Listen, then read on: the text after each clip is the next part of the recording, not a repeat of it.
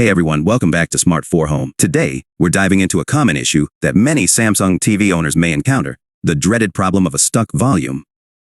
If you've ever found yourself wondering, why is my Samsung TV volume stuck? You're in the right place.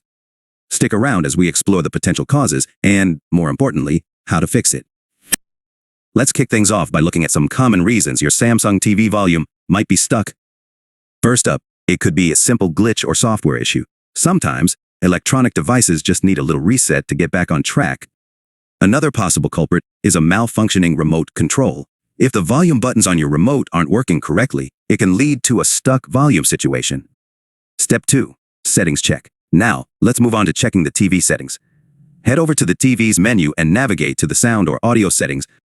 It's possible that there's a setting causing the volume to stay at a specific level. We'll go through the steps to adjust these settings and ensure everything is set up correctly.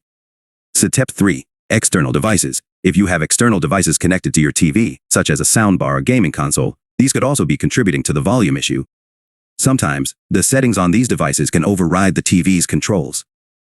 We'll walk through how to troubleshoot and identify if any external devices are causing the problem.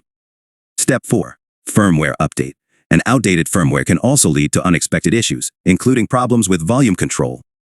We'll discuss the importance of keeping your Samsung TV's firmware up to date and guide you through the steps to perform a firmware update. Step 5. Factory reset. If all else fails, a factory reset might be the solution. This step should be taken with caution, as it will erase all your settings and preferences. However, it can often resolve persistent issues. We'll show you how to perform a factory reset on your Samsung TV and what to expect during the process. Conclusion.